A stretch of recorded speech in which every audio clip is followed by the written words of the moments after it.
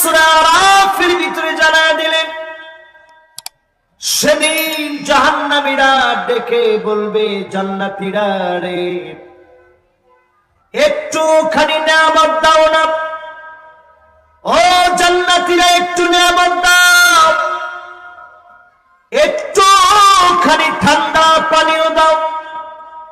জান্নাতীরা পরিষ্কার জানায় দিবেন, জাহান্নামীদের জন্য জান্নাতীদের নিয়ামত যিনি হারাম বানায় দিয়েছেন তিনি কে?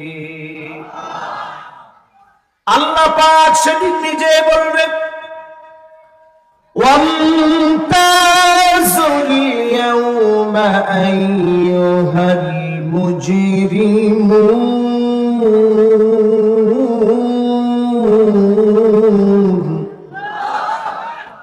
জাহান্নামীরা আজকে তোমরা দূরে সরে যাও, পাপিষ্ঠরা তোমাদের সঙ্গে আমার কোনো ওয়াদা নেই।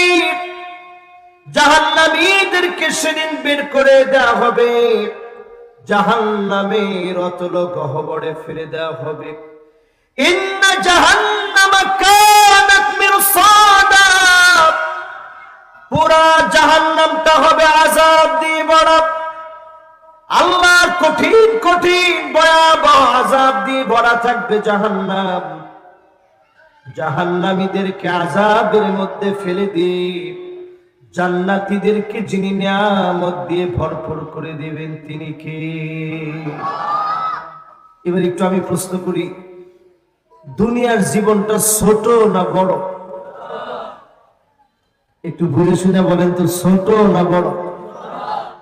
কত ছোট? মাশাআল্লাহ, একজন বলছে হুজুর 1-1.5 মিনিটের এই দুনিয়া। 1-1.5 মিনিট যিনি বলছেন উনিও একটু বেশি বলে ফেলছেন। আসলে শুধু একটা নিঃশ্বাস পরিমাণ বড় হচ্ছে এই দুনিয়ার জীবন। একটা সেকেন্ডকে যদি আপনি ভাঙেন, ইকো সেকেন্ড বের হবে, ন্যানো সেকেন্ড বের হবে, এর চাইতে ছোট হচ্ছে এই দুনিয়ার জীবন। আখিরাতের সামনে কত ছোট একটু চিন্তা করে। কান্নাহুম ইয়াওমা ইয়ারাউনাহা লাম ইয়ালবাসু ইল্লা আশিয়াতান আও দুহাহা, 60-70 বছরের জীবন মুহূর্তের ভিতরে শেষ হয়ে যাবে। আখিরাতের সকাল সন্ধ্যার সামনে শেষ হয়ে যাবে। যার সামনে দাঁড়ায় জবাব দেওয়া লাগবে তিনি কে? আল্লাহ পাকের সামনে সেদিন কোনো জারি জুরি কাজে লাগবে না। আজকে যেমন দেখেন আমার সামনে কতগুলো ক্যামেরা আছে, সব ক্যামেরার ভিতরে রেকর্ড হচ্ছে। আমার কোন কথায় ফাম্বলিং হচ্ছে, আমার কোন কথায় ভুল হচ্ছে, এক্সপেকটেশনের বাহিরে কোন কথা চলে যাচ্ছে, এই সব কথা ক্যামেরার ভিতরে যেমন রেকর্ড হয়ে আছে, আল্লাহর অবাধ্যতায় যা যা করছেন যার কাছে রেকর্ড হয়ে আছে তিনি কে? আল্লাহ। ওয়া কুল্লু ইনসানিন আলজামনাহু তাইরাহু ফি উনুকিহি ওয়া নুখরিজু লাহু ইয়াওমাল কিয়ামাতি কিতাবান ইয়ালকাহু মানশুরা।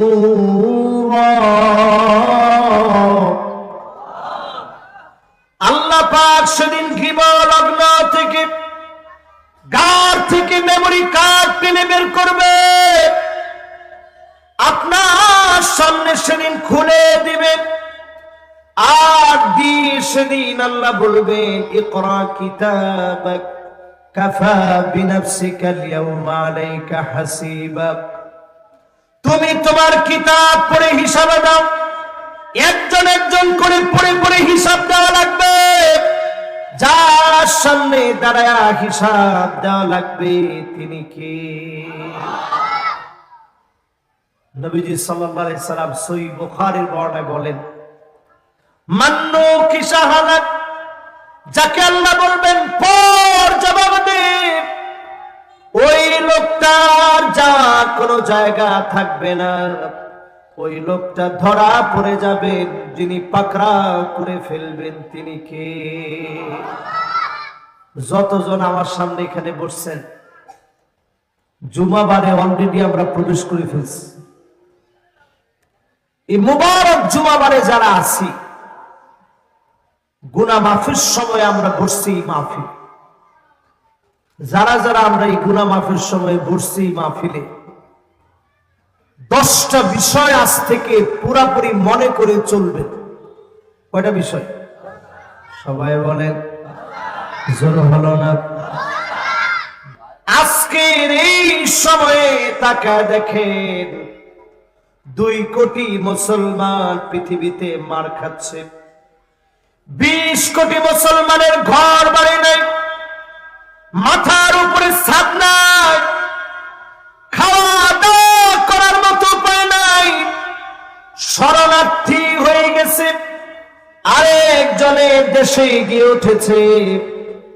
মাজলুম মুসলমানদের কান্না যখন ত্রাহি ত্রাহি করছে, 2 কোটি মুসলমান যখন কাঁদতেছে, এই মুহূর্তে তারা যদি আল্লাহর গোলাম হয়ে বাঁচতে পারেন, অবশ্যই যিনি আমাকে আপনাকে দিয়ে আগামী দিনের বিজয় দিবেন তিনি কে?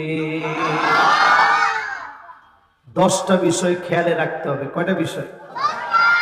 1 নাম্বার হলো আনতাবুদুল্লাহ ওয়া লাম তুআদ্দু হাক্কাহু, আনতারিফুল্লাহ ওয়া লাম তুআদ্দু হাক্কাহু। আল্লাহ পাককে ঠিক আমরা চিনি, আল্লাহ পাকের হক সমূহ আদায় করি না, এমন মুসলমান সব জায়গায় এখন কম না বেশি? আল্লাহর চিনি ঠিক, হক কিন্তু আল্লাহর আদায় করি না। এই যে যতজন মানুষ এখানে বসছে, আল্লাহ আমারে কানা বানায় নাই, আল্লাহ আমারে লুলা বানায় নাই, আল্লাহ আমারে ল্যাংড়া বানায় নাই, আল্লাহ আমারে অচল বানায় নাই, আল্লাহ আমারে মেধা দিছে। কিন্তু সেই মেধা দিয়ে আল্লাহকে চিনে 5 ওয়াক্ত নামাজ আমি পড়তে পারি নাই। ঠিক কিনা বলে? এই মাহফিলে যারা বসলেন,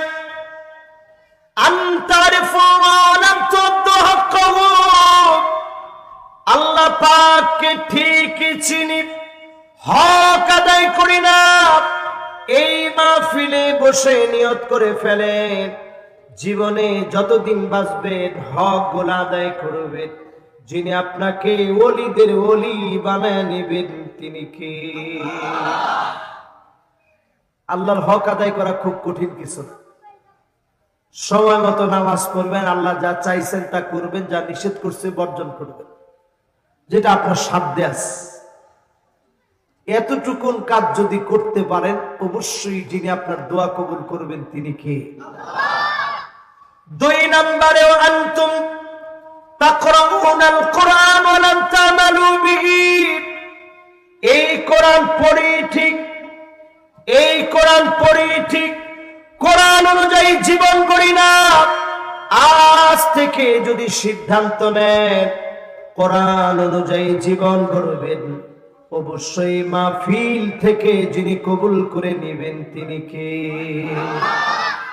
আমাদের দেশে 92% মুসলমান আছে, খুবই গর্বের বিষয়। কিন্তু দুঃখজনক আর লজ্জাজনক বিষয় হচ্ছে 92% মুসলমানের দেশে 53টা বছর জুড়ে সব পেয়েছি, এই কোরআনের একটা আইনও আমরা পাই নাই। ঠিক কিনা বলে? এখন কি ঠিক কি বুঝা কইছেন? যদি আপনাদের বিপরীতে যায় তখন দেখেন, এখন কিন্তু তবুও ঠিক কইছে 2 জন। যদি আপনাদের বিপরীতে যায় তখন? আজকের এই মাহফিলে চিন্তা করে মিলা দেখেন, ওয়া আনিহকুম বাইনাহুম বিমা আনজালাল্লাহ।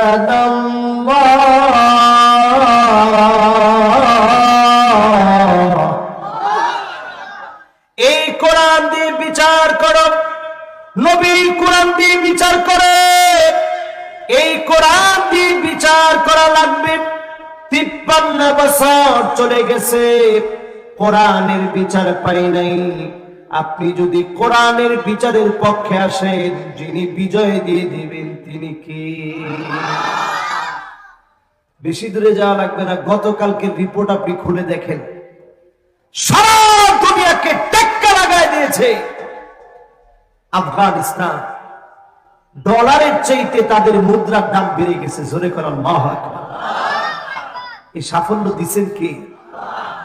আগে বলছে অন্যান্য কোন রকমের মুদ্রা দিয়ে বাজারজাত করা যাবে না, দেশের ভিতরে অন্য কোন মুদ্রা চলবে না, চলবে শুধু আমাদের মুদ্রা। আফগানিস্তানের মুদ্রা যখন সব দিকে সয়লাব হয়ে গেছে, এখন দেখা গেছে ডলারের সংকটের সময়ে ডলারের চাইতে আফগানি মুদ্রার দাম বেড়ে গেছে। জোরে করা আল্লাহু আকবার। এই কোরআনের দিকে যারা আসবে, কোরআন দিয়ে রাষ্ট্র যারা পরিচালনা করবে, ওই মানুষগুলাকে তিনি সফল বানায় দিবেন। তিনি কে? আল্লাহ পাক বলেন, ওয়ালা তাত্তাবি' আহওয়াআহুম। নবী খবরদার, মন করা বিচার করা চলবে না। আজ আমাদের দিকে তাকায় দেখে, বিচারপতি মানিক্কা সহ সব লোকগুলা হেনস্থা হচ্ছে। তার মানে হলো বিচার না থাকার কারণে অবস্থা হয়েছে, ঠিক কিনা বলে?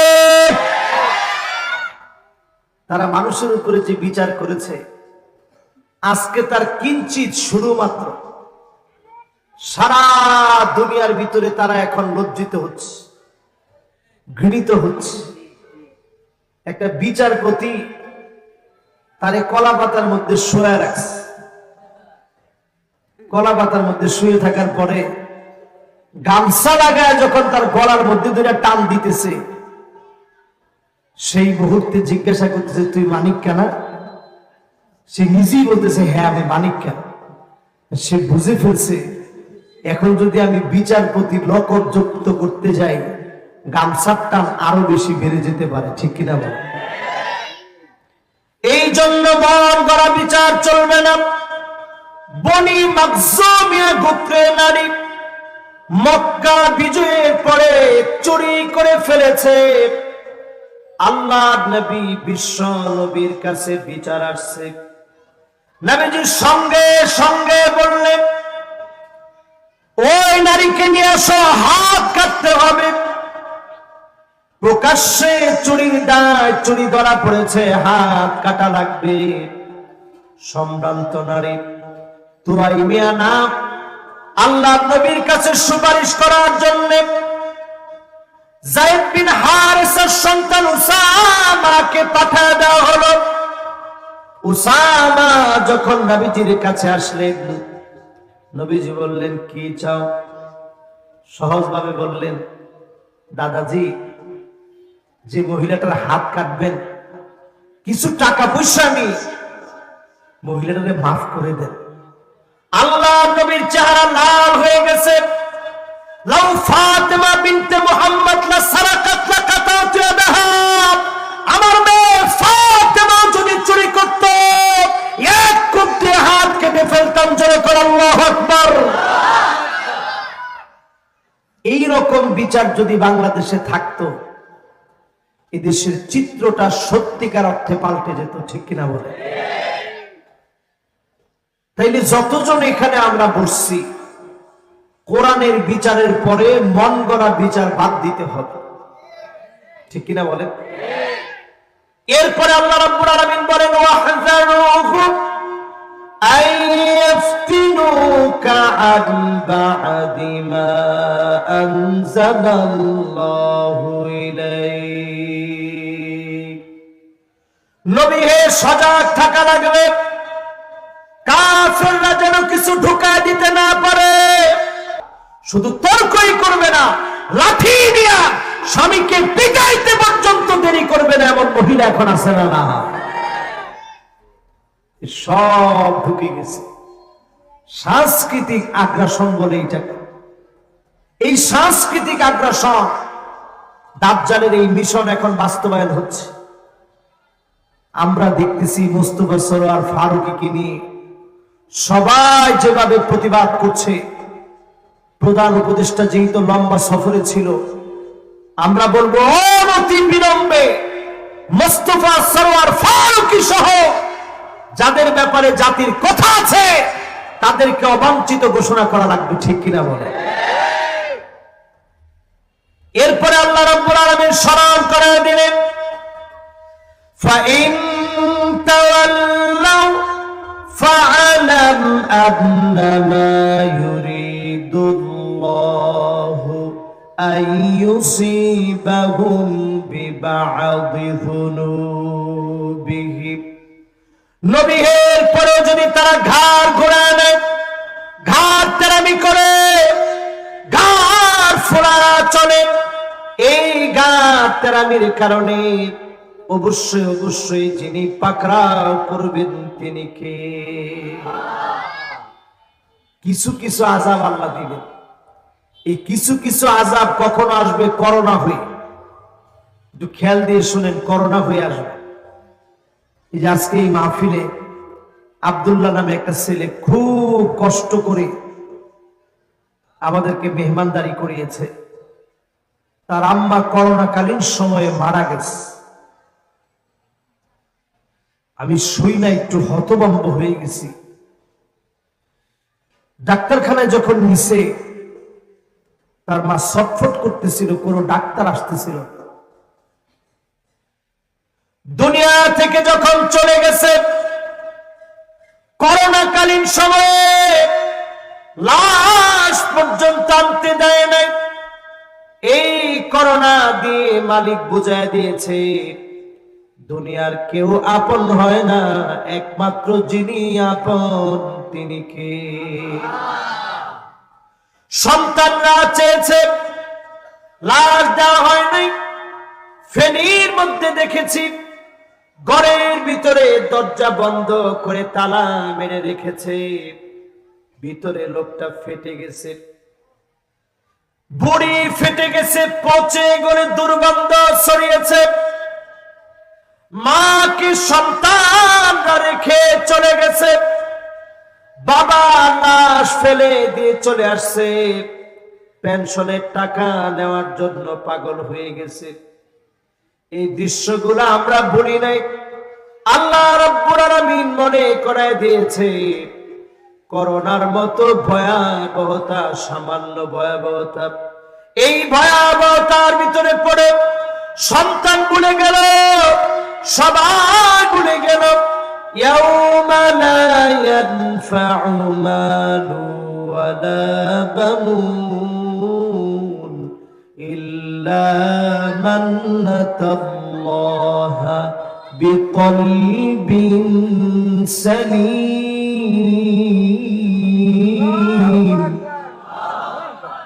কেউ কোনো কাজে আসবে না, ছেলে রয়ে যাবে, মেয়ে রয়ে যাবে, স্ত্রী থেকে যাবে, একমাত্র আপনাকে কবরে যাওয়া লাগবে। যিনি আপনার সব চাইতে আপন হবেন তিনি কে? আল্লাহ বুঝাচ্ছেন, ঘাটতেরামি আর করো না। আমাদের সমাজের ভিতরে ঘাটতেরা লোক আছে না নাই? এখানে কেউ ঘাটতেরা আছেন? থাকলে হাতটা উঠান। মাশাআল্লাহ, দুইজন ঘাটতেরা ডাইরেক্ট হাত তুলছে, আর পিচ্ছে আরেকজন না বুঝিয়ে হাত তুলছে যে হুজুর আপনি আমার ঘাটতেরা কইলে আমার কিচ্ছু যায় আসে না। আজকে থেকে কোন আর কোনো ঘাটতেরামি আমাদের নাই, অন্তত দিনের ব্যাপারে। কিসের ব্যাপারে? কোরআনের ব্যাপারে কোনো ঘাটতেরামি আছে? আজকে থেকে সিদ্ধান্ত নেন, ঘাটতেরামি বাদ দিয়ে দিলাম। কোরআনের জন্য, ইসলামের জন্য ঘাটতেরামি আর রাখবো না। যদি বাদ দিতে পারেন, আপনাকে যিনি সেরাদের সেরা বানায় কবুল করবেন তিনি কে? এরপরে আল্লাহ রাব্বুল আলামিন আমাদেরকে জানায় দিলেন, ওয়া ইন্না কাসীরাম মিনান নাসি লাফাসিকুন।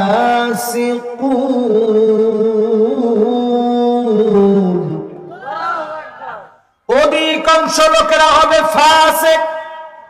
একজন দুইজন না, নিশ্চয়ই অধিকাংশ লোকেরা হবে লাফাসিকুন, প্রকাশ্যে যারা কোরআনের সাথে বেয়াদবি করবে, এরকম লোক এখন আছে না নাই? এখন একটু আমাদের দেশে কমছে।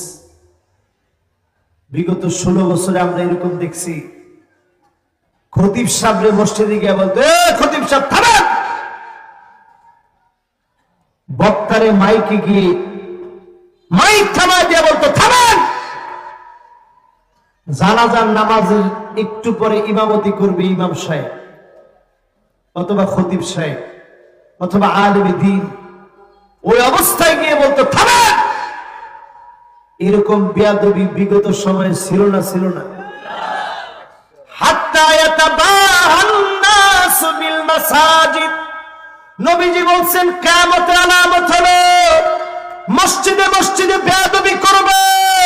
আমার রন্ধ্রে রন্ধ্রে বেয়াদবি করা হয়েছিল, ঠিক কিনা বলেন?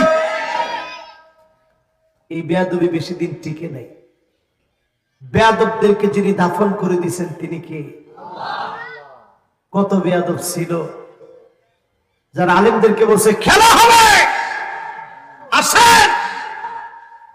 এখন আলেমরা এরকম বেয়াদবি শব্দ মুখে নেয় না, কিন্তু ওই প্লেয়ার গুলাকে এখন খুঁজে পাওয়া যায় না, ঠিক কিনা বলে? নারায়ণগঞ্জের লোক যেমনি ঠিক কইছেন, মনে হয় আপনাকে মনে কষ্ট আমার সাথে কম না, ঠিক কিনা বলে? সমস্ত লোকগুলো আজ তাদের নাম কেউ মুছে দিতে হয় নাই, শুধু আল্লাহ যখন মুছে দিয়েছে ওই নামগুলো নিকৃষ্ট হয়ে গেছে, ওই নামগুলো এখন কেউ মুখে আনতে চায় না, ঠিক কিনা বলে? এই জন্য ফাসিকদের দলে যায় না। যতদিন বাঁচবেন মোমেনদের সঙ্গে থাকবেন, রাজি আছেন ইনশাআল্লাহ? কাদের সাথে থাকবেন ইনশাআল্লাহ? এরপরে আল্লাহ রাব্বুল আলামিন বলেন আফা হুকমাল জাহিলিয়াতি ইয়াবগুন, এত কিছুর পরেও কি লোকেরা জাহিলিয়াতের দিকে যাবে? আজ আপনি নিজে মাহফিল থেকে মিলায় দেখেন, অধিকাংশ লোকেরা জাহিলিয়াতের দিকে চলে যাচ্ছে।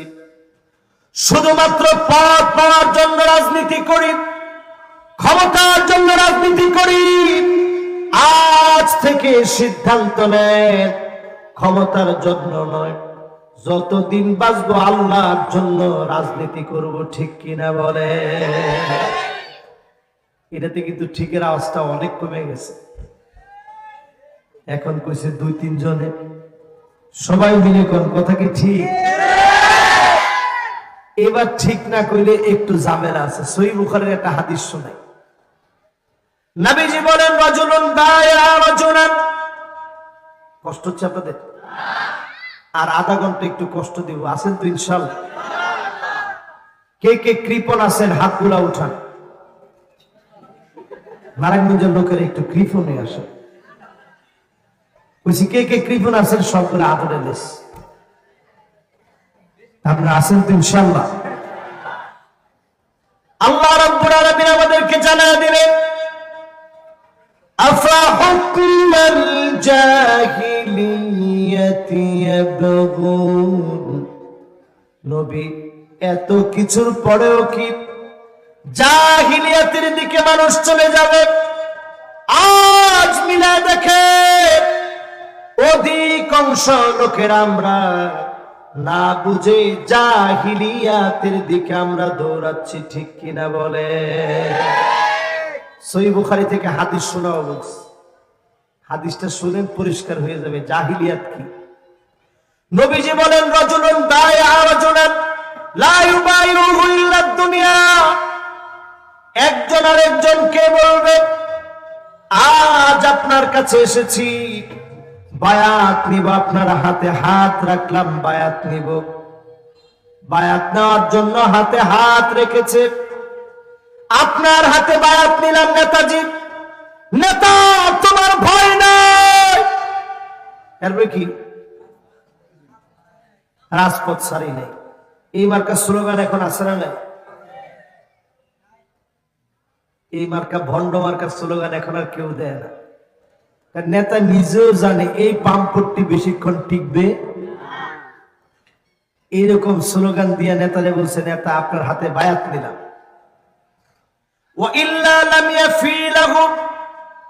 পদ না দিলে নেতার সঙ্গে নাই এমন কর্মী সারা বাংলাদেশে থাকলেও নারায়ণগঞ্জে না। আছে না? পদ নাই তো কর্মী নেই, পদ নাই তো কর্মী নেই।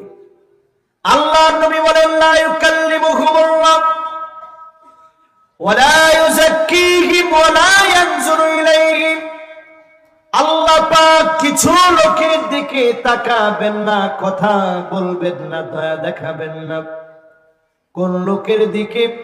ওই লোকের দিকে যেই লোক শুধুমাত্র পদের জন্য দল করেছে, এমন লোকের দিকে যিনি তাকাবেন না, কথা বলবেন না, দয়া দেখাবেন না, তিনি কে? আল্লাহর কাছে মাফ চান। এরকম মানুষ হওয়া থেকে আল্লাহ যেন আমাদেরকে হেফাজত করে, পড়ে না আমি। এইবার আসেন কোরআনুল কারীম, আল্লাহ রাব্বুল আলামিন বলেন, ওয়ামান আহসানু মিনাল্লাহি হুকমা। আল্লাহর হুকুমের চাইতে সুন্দরতম আর কোন হুকুম হতে পারে না। ঠিক কিনা বলেন? আমি কোরআন উঁচা করে রাখছি, এই কোরআনের চাইতে সুন্দর আর কোন হুকুম হতে পারে না। চিল্লায় বলেন আল্লাহু আকবার। এরপরে আল্লাহ রাব্বুল আলামিন বলেন, লিকাওমি ইউকিনুন।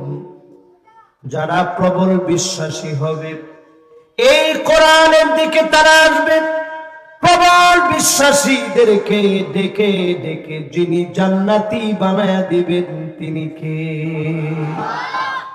বলছিলাম আল্লাহর ওলি হওয়ার জন্য 10টা বিষয় লাগবে। জোরে কোন কয়টা? 10টার 1 নাম্বার বলছিলাম আল্লাহরে চিনি ঠিক, হক আদায় করি না। 2 নাম্বার বলছিলাম কোরআন পড়ি ঠিক, কোরআন অনুযায়ী রাষ্ট্র চলক চাই না। আর যদি সিদ্ধান্ত নেন এই কোরআন দিয়ে রাষ্ট্র চলবে, আমি চেষ্টাটুকু করে গেলাম, এই চেষ্টার ভিতরে যদি মওত হয়ে যায়, যিনি মাফ করে দিবেন তিনি কে? উহুদ প্রান্তে শহীদ হয়ে গেছে 70 জন সাহাবী। কয়জন? সবাই বলেন আর জোরে। এই 70 জনের মধ্যে একজনের নাম ছিল আব্দুল্লাহ। কি নাম? আব্দুল্লাহ মানে আল্লাহর গোলাম, আল্লাহর বান্দা। শহীদ হয়ে যাওয়ার পরে আল্লাহ নিজে তারে জান্নাতে ডাকছেন। ডেকে আল্লাহ রাব্বুল আলামিন বললেন, আব্দুল্লাহ রে, তোমার কি মনে চায় একটু বলো। আব্দুল্লাহ জানায় দিলেন, আল্লাহ আমার মনটা বড় চায় আপনি আবার দুনিয়ার মধ্যে আমারে পাঠায় দিবেন, আবার আমি শহীদ হব, আবার আমি আসব, আবার পাঠায় দিবেন, আবার শহীদ হব, 1000 বার পাঠায় দিবেন, 1000 বার শহীদ হয়ে ফিরব। আল্লাহ নবী বিশ্ব নবীকে ওহী করে আল্লাহ জানালেন, আব্দুল্লাহর সঙ্গে আমার কথা হয়েছে, আমি আল্লাহ বলে দিয়েছি আব্দুল্লাহ রে, সিদ্ধান্ত চূড়ান্ত হয়ে গেছে, আর কোন দিনের জন্য দুনিয়ায় যাওয়া যাবে না, দুনিয়ার জীবনে আর ফেরা যাবে না। আল্লাহর জান্নাতে শহীদদেরকে চিরস্মরণীয় যিনি বানায় রাখবেন তিনি কে? আল্লাহর নবী যখন এই ঘটনা শুনলেন, সাহাবায়ে কেরামদেরকে নবীজি ডাকলেন, বিশেষ করে জাবেরকে ডাকলেন। আব্দুল্লাহর সন্তান ছিল জাবের। নবীজি ডাক দিয়ে বললেন, জাবের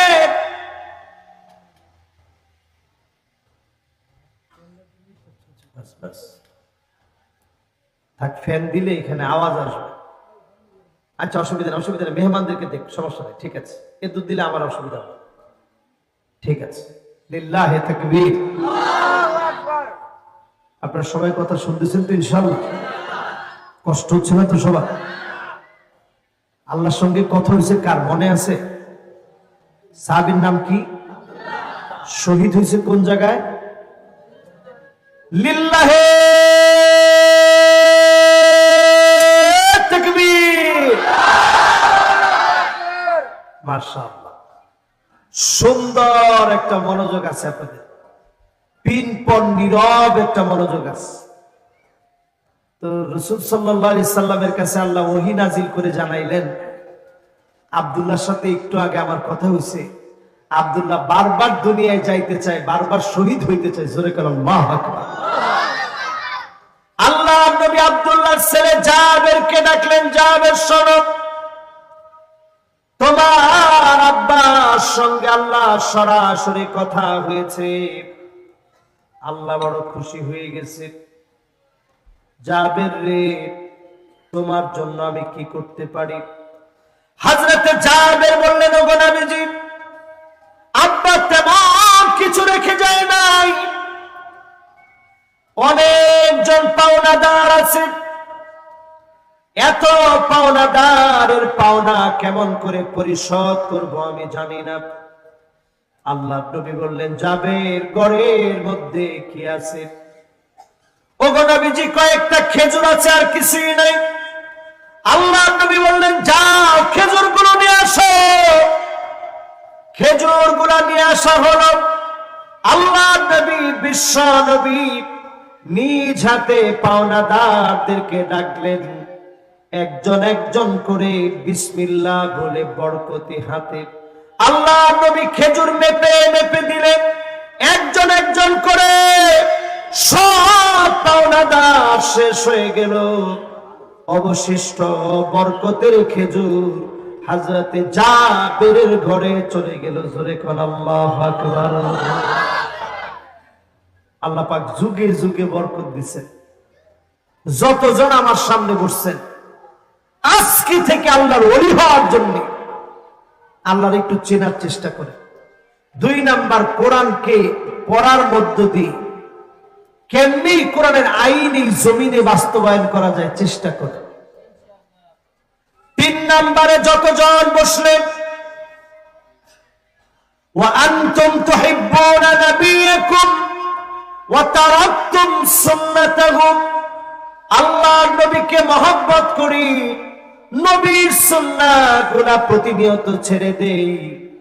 আল্লাহর নবীর সুন্নাত মানেন, যিনি আপনাদেরকে ওলিদের ওলি বানায় নেবেন তিনি কে?